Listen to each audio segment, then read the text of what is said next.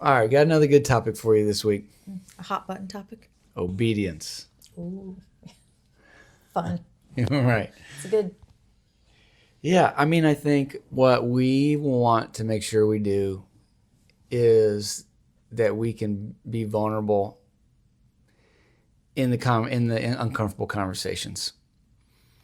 Um, because there's a lot of your journey where you're not comfortable and you have this love-hate relationship with religious terms and this religious doings, like, last week we were talking about holiness, trying to re-understand that, how that creates alignment with us and God. And, I think obedience is a similar term, that we want to be free.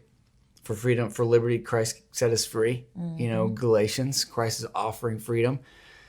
But we have to marry that with, Paul said, if you'll be free, then you'll be a slave to Christ. And knowing, like, the thing that I think a lot of us don't understand during our journey, when it's not comfortable, when it feels like our destinies are being taken from us, when our purpose is too far away, is that God's actual desire is to bring us into this alignment where there's power, where there's purpose, where there's fulfillment, where He can bless us and we can be thrilled about it and we can bless others. And there's some of these topics like holiness, alignment, obedience, that as long as you run from those topics, you're going to be running from God's blessing. And I know that we're not, holy rollers in the sense that, we're preaching fire and brimstone, that you better get in line or God's going to smite you. Mm-hmm. But I think He's got a lot more for you. Mm-hmm.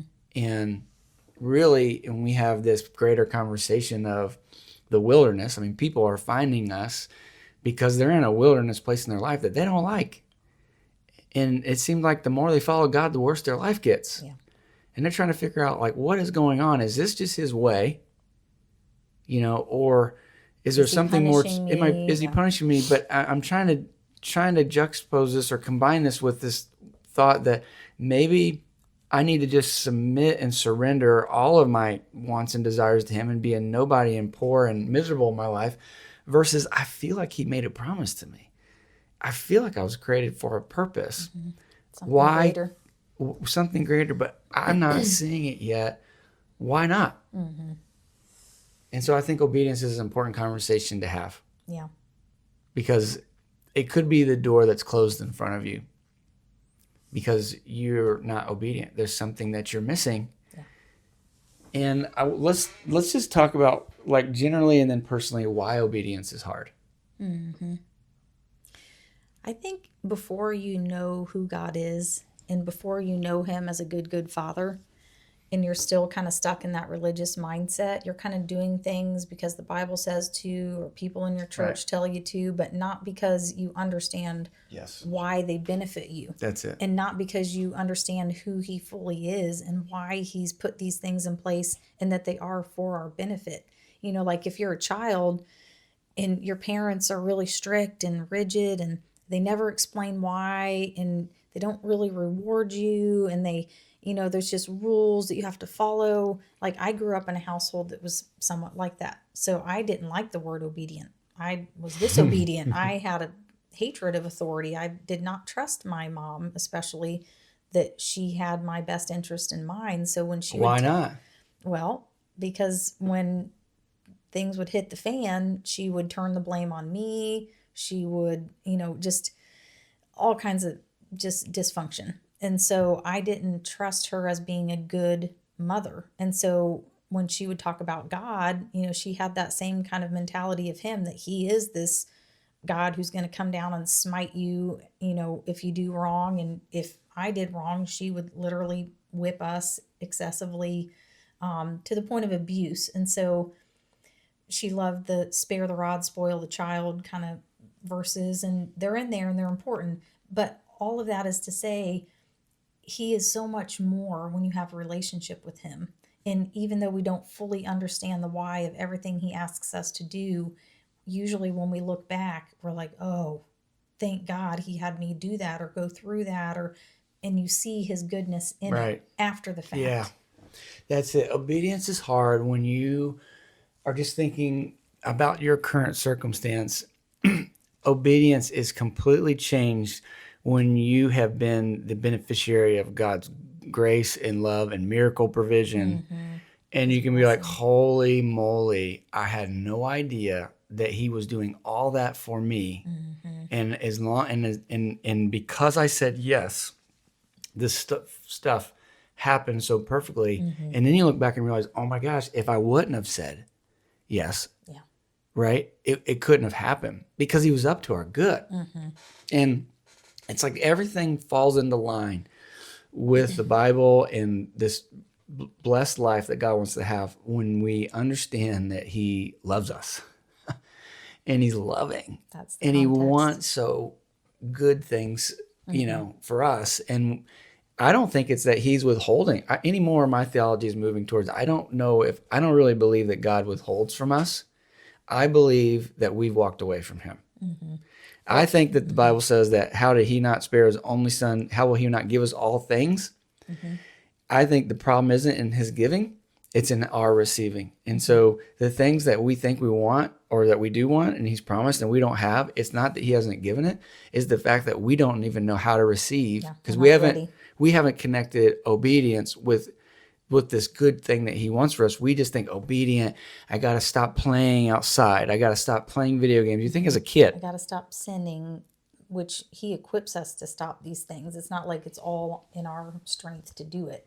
But yeah, go on with the kid example. Well, right. So little kids, selfish, don't have a bigger perspective. Whenever they're asked to stop something, it's like, little kid playing in a puddle, dad's trying to take him to the pool or even better to the beach. And he says, no, I don't want to leave.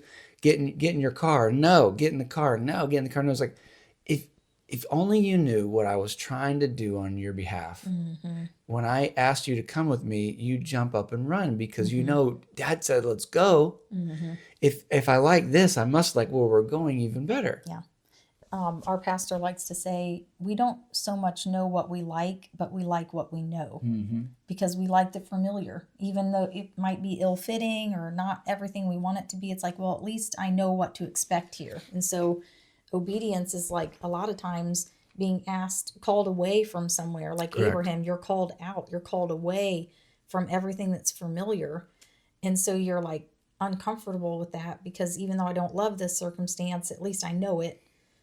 So a lot of times obedience is walking into the unknown. And I think that's another reason why it's so hard is we don't like the unknown and we're kind of wired not to. But here's the thing, like you got to admit to yourself, like you say you want something new and better, but you're not willing to do something different.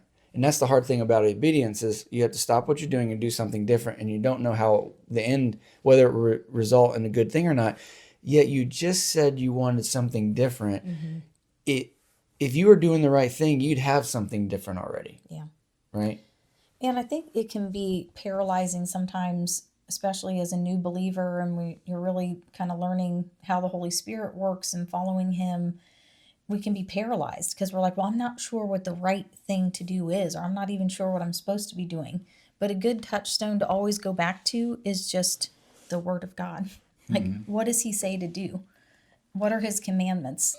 And if you're reading it daily, it's daily bread. So it might be one specific thing that he shows you today in the Word. And because of that, you're like, I know at least something I'm supposed to do today. I'm supposed to reach out to this person, ask for forgiveness.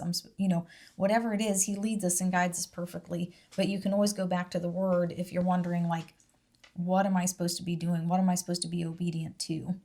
So I want to touch on one thing in the Bible, and then I want us to tell some stories.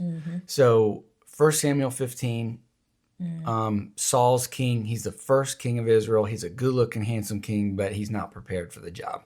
Okay, and that's kind of God's point to the Israelites. He never wanted them to have a king. He wanted to be their king, and they demanded it, and so he gave them what they wanted. Okay, which someone who really couldn't handle it.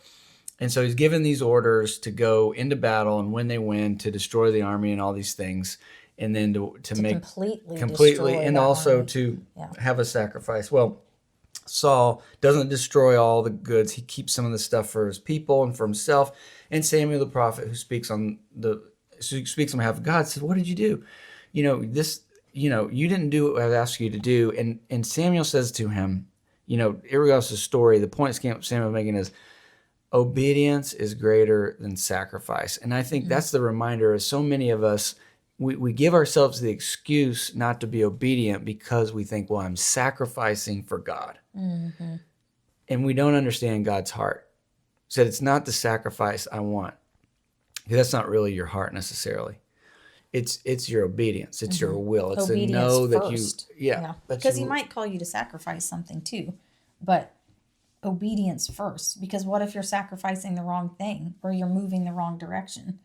So like if we tell one of our kids to clean their room and they don't, but they're downstairs and they're like, well, I'm helping make a snack for baby.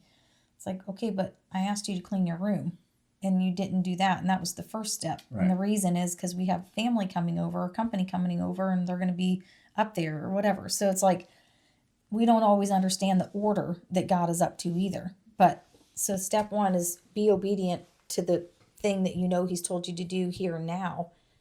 And then what's the next step from there? Right. So it's not always easy, and it hasn't always been easy for us. So let's tell a story or two of a time where we felt like God was asking us to do something and we didn't want to. And then we've lived this long enough to know, like, when you do it, like, you have no idea all the good that's waiting for you on the other side of obedience. Obedience is like a door, to the treasure room, right? So I know that you have a couple of really good stories. Love for you to share one. Mm-hmm. Yeah, this has been hard for me. Rebellion. I had a really rebellious spirit, and I talked about why a little bit. Which doesn't excuse it, but this, for some people, maybe this isn't as big of a hurdle to get over, but for me, it was really hard to relinquish my own will.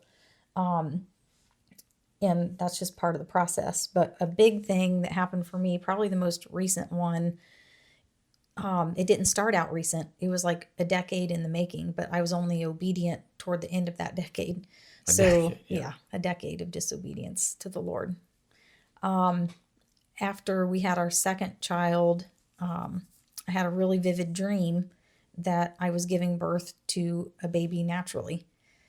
And I saw the baby. It was so real. And I woke up and I told you about it. And you were like, well, I didn't want to tell you this because I know how you feel about having a third child, which was that I did not want to have a third child. You're like, but the Lord woke me up a couple weeks ago and had me intercede for the kids in the middle of the night. And so you prayed for our son. He showed you who he is, who he's going to be in the spirit. That was done. Then he showed you our daughter, who she was going to be in the spirit. And then you think you're done, like you're going back to bed. And then he shows you another child. Mm-hmm. And you're like, well, who's this one? And so the Lord shows you who that child was. But the context of it is first pregnancies were hard. Yeah. Right? Labors were hard. Pregnancies were hard. C-sections, depression. Postpartum. We were broke. We were broken. We were mad at each other. Yeah. Life wasn't good. Not a good time to have another baby. No. I mean, we were more blessed than we wanted to admit, but we didn't feel like it. Yeah. And so when you told me you had that vision, and that kind of confirmed the dream I had, because sometimes you can pass things off that really in your heart are from the Lord, but I just was like, well, maybe it's a new ministry that's going to be birthed out of me. But I knew that this was a real child that came out of me. And so you told me that. We had other people at our church speak into our life, like give us prophetic words that we were going to have a third baby. Oh, I thought I saw another baby in the spirit with you all. And just over and over again. I had a dream that you were pregnant. I would have a dream like every few months, another dream like this. And we had more than one person per year for 10 years say, I dreamed last night you were pregnant. Y'all thinking about having more kids? No. Oh, I saw you with the third or whatever. So it was just over and over again. And I stiff-armed God on this. I hate to say, but I was sacrificing. I was trying to be a good mom to the two kids that we did have. I was, sacrificing in what I ate, trying to like get my body in shape again, get my mental health in order, but I wasn't being obedient. And I got to this point where I was feeling really strong in my own flesh and healthy, fit, whatever. I got COVID, got really sick with that, had long COVID, I think, and then got bitten by a tick and didn't understand that this tick carried Lyme disease and just progressively got really sick. This was in 2021. For about 9 months, I felt like I was dying. I lost a ton of weight. I would drop things. I couldn't remember words. I had panic attacks wash over me out of nowhere, terrible anxiety, horrible digestive stress. I could not sleep. I went 3 months where I would just sleep like an hour or two a night, and even that sleep was like fitful sleep. I mean, this was terrible. I felt like I was in the valley of the shadow of death. I felt like I was dying. And there was one day when I was sitting outside in the chair in the sun, just panic attacks washing over me, listening to scripture on YouTube about healing scriptures, just letting that wash over me to try to feel like the bottom wasn't dropping out. And it just dawned on me. I said, Lord, if you heal me from this, I'll have the other baby. And I don't know that God put that sickness on me. I don't think he brought this on me to teach me something, but he did teach me through it. What the enemy meant for evil, God turns for good. And so going through this, was terrible, but eventually I healed from it.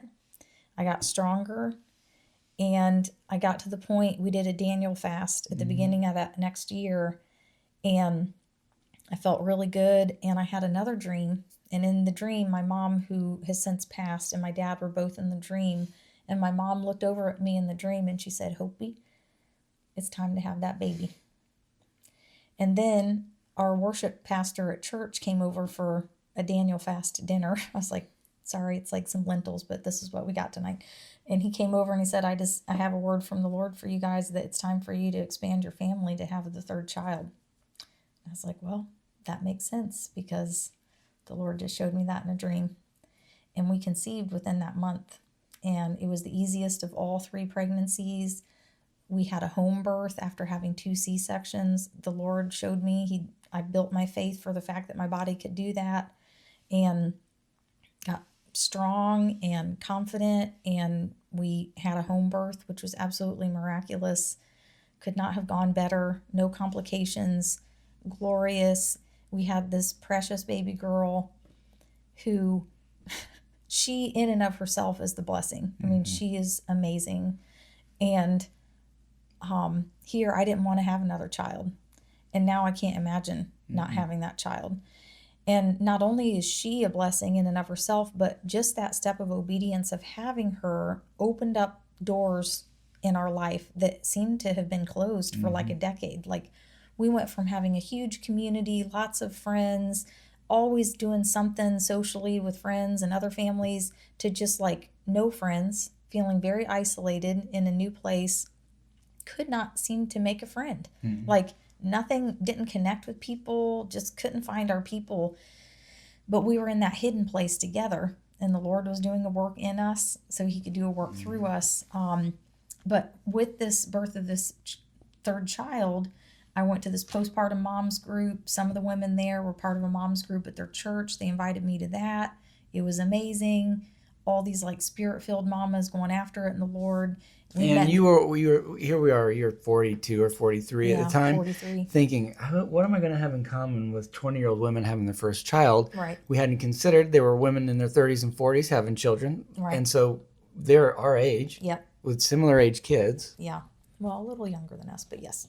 I mean, it was just, and then we met their spouses and you connected with them. And now we meet like once a month for this kind of fellowship family dinner, and we go to that same church with them. And it just socially, community wise, it opened up all these doors, and so many other things. And it's been good for our older kids, for them to see like that they're not the center of the universe. And sometimes they have to sacrifice to help. And it's been amazing, but I never would have thought that it was going to be this good. And I did not want to be obedient to that word.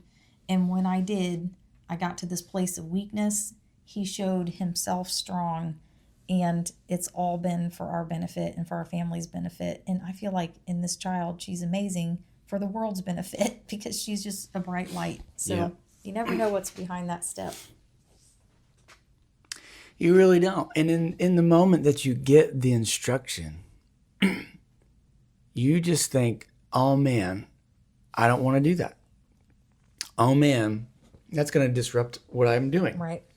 Or I'm gonna coasting have- toward empty nesting. Like, I Right. don't wanna Like do you that. just are thinking through the wrong lens versus, oh boy, I wonder what surprise will be hidden after that. Because it's been surprise after surprise. It's been Christmas around here ever since she was born, to be honest with you. But it wasn't before that. And that's like how obedience is. Like he's trying to lead you somewhere good. Yeah. You just got to trust him. Yeah. And we can build these steps of obedience up to be like giants. Like it Totally. might be a little pebble in our path, but the enemy likes to shine the light just so that it makes that little pebble projected into this huge thing you have to get over like a mountain. And it's really just a shadow. But the closer you get to it, you realize, oh, that's just a little pebble. Like I'm well able to get over that. But at first, it's like a giant in the land that you don't feel like you're going to be able to defeat. Yeah. Yeah. You don't have the right perspective. And what happens is as you learn his ways, as you learn that he's good, as you take these steps and they work out so much better than you thought, not only do you not die, there's like some blessing or surprise that comes with it. And you do that enough times and it doesn't make it always easy, but you have this track record with God, like, okay, let's try this. Yeah, he was good and faithful. If he was good there, He's he was good yeah. there. What do I have to lose? Right? Let's try this. And the door's, open. Yeah. Do you have a story? Yeah, I got lots of stories. Because even the way the whole journey started, and then some major points along the way was God asking us to shut a business down. And I had no grid for it, and there was a part that seemed exciting and there was a part that was just scary, and I remember Because you got a lot bound up in that I business. had my identity, I had debt payments, I had payroll, I had employees, I had a whole lot of pride tied up in that. And you don't realize like how imprisoned you are to an old way until you just wineskin. start walking out of it because God says, I got better plans for you. Yeah. And it's probably chances are there's somebody watching that knows like, man, I'm in the familiar place. Why can't I just make it work here? And you're trying to make it work, but God has really said, we're going to have to go to yonder place. We can't do that here. Can't do it in Egypt. You can't make do that the here. wilderness a permanent residence. And you may not be living in sin, and you may not be doing anything wrong. And the friends you keep, the company you keep may not be bad people. But when God wants to do new thing, because you've been praying for new thing, he might have to take you to new place, and it will mean you're going to have to be obedient to step into those things. And so, a really big story in our life that I'll share that, I shared on TikTok. So if you're a TikTok follower, you'll get to hear it again, is, how we got to this place that we live right now, and not what the step of obedience we were taking, we did not expect it to turn out the way it did. And so we lived in a home for 9 years, and God came and said that he was going to move us, and he wanted us to get ready to move. And over, I don't know, probably 6 months worth of time, we packed up our home, and eventually he wanted us, said it was time to sell. And so I remember pressing into the Lord. So, should I tell, he said, I want you to put a for sale by owner sign in front of your house and tell your neighbors you're moving. Well, God, should I put it on LinkedIn? Should I put it on Facebook? Should I take it? All I've told you to do is put a for sale by owner sign in front of your house and tell your neighbors you're moving.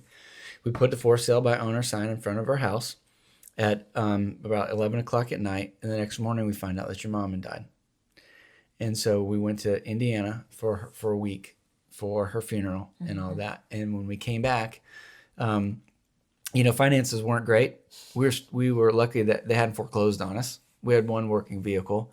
Finances were tight. And, my work was really spotty at the time. And so, the for sale by owner signs in front of the house, and people called while we were gone, and no one called when we got back. I remember I took a long walk with the Lord, just like firstly, like, what are we doing? What are we doing? We didn't know where we were going. We just knew to sell, and no one was calling anymore.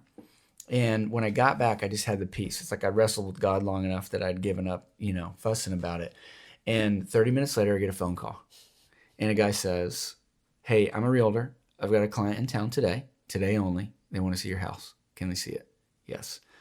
And they came over, and they basically asked, how quickly can you get out? And that afternoon, they came with the full price cash offer. And it was, they gave us 21 days to get out.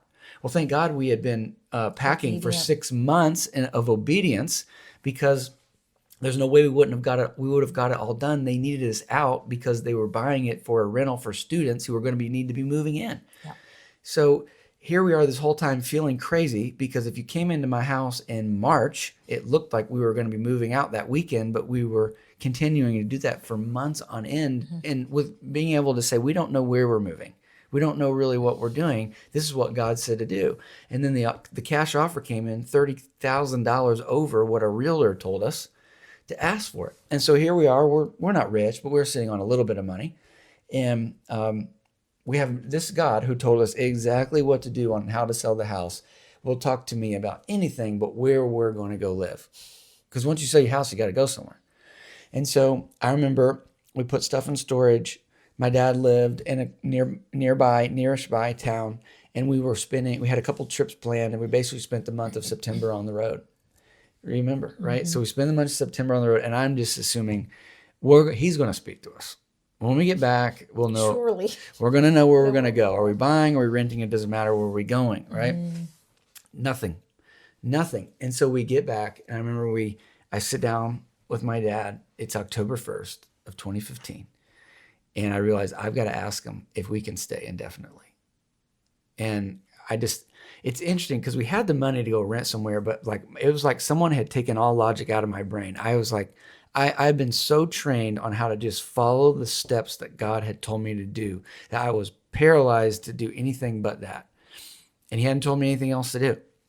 So I remember sitting down with my dad, and I told him a story of me closing my business and all the things that we had been through that probably explained what he had been watching for a few years that I was too ashamed to tell him about, because I didn't have a grid or a lens to explain what was going on. And I didn't know him to be a believer, really. And at the end of the conversation, we were both crying, and he said, it's a great story. You can stay here as long as you need. Grace. And so we put the kids in the bedrooms, and we moved up into the bonus room. And over time, the money just started dwindling and dwindling and dwindling and dwindling. And during that time, I kept having this phrase on my mind, blood on the doorpost, blood on the doorpost. And I didn't understand what it meant. But all I knew is I was supposed to be there. And every moment I had a little less understanding of why. And I had less money to go anywhere else. And if I'm honest, my dad loved me dearly, and in my rebellious ways, I had pushed him away. And I wasn't allowing him to be the mentor and father that I really needed. And I had unforgiveness in my heart towards him. And during that time of living with him, when you see someone once a week or once a month, there's a lot you don't have to talk about, But when you're living under their roof for free, and you share the coffee pot every morning, you can't run from it anymore. And so we laughed, and we cried, and we hugged, and we forgave each other. And we had a great year. And we watched sports, and we golfed, and we became a family again. And he loved seeing the grandkids. He loved having them here. He loved having them. And I remember around his 65th birthday, you had a dream that you saw him, and he had a heart attack, and he was on the ground. And I remember you told me... It was on his birthday. I woke up and I didn't even know what to say. And I remember on his birthday, we made a big deal of it. He turned 65, and we wrote these really nice things. And we kind of embarrassed him with all the wonderful, nice things that we all said. And a week to the day after his birthday, it was the Friday, we took my son, who was 5 at the time, to play his first round of golf. And we had a great day. And Saturday morning, he never showed up at soccer practice. because he had had a heart attack. And we found him in his master bathroom. And so this whole year of living with him and God never telling us where to go, he had us right where we wanted. And it was the most humiliating step that I had to take to move back in with my dad. I'd been a homeowner, I'd owned a business, I had a family, and I couldn't provide for myself anymore. And my dad in his grace allowed me to come, and God did something for me that I couldn't have done for myself, that I wouldn't have done for myself. Yeah. Which is reconciled me to my dad. I got to spend every day of my dad's last year of his life with him. Yeah. What a gift. There's no way God could have told me why. He just needed me to be obedient, to follow the steps that he had prepared because he had a gift for me. Yeah. And I think about my dad every day because we live in the house that we inherited. Yeah. And I just thank God every day of how it could have been and how much regret I'd have right now had we not had that time together. Yeah. God's obedience is just so good. Like he is up to stuff you haven't fathomed. And in the process, we had $100,000 plus in debt. We had creditors we couldn't pay. And it was really amazing because I'd be remiss not to add this part of the story. 2 months prior to that date, or in church, my pastor said, I have a prophetic word if you can believe. And he was talking to the congregation and something leapt inside of me. I knew whatever this man was about to say, I need to listen to. He said, in 60 days, you'll be debt free. And that didn't make any sense to me because I had no meaningful income. My grandmother, who was older, I knew her bank account and didn't have enough to clear that. But I knew what I heard.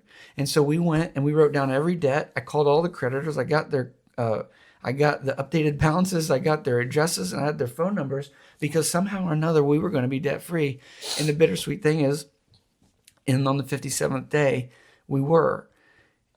And I also got to spend the last year of my dad's life with him. And it was an amazing gift. Yeah.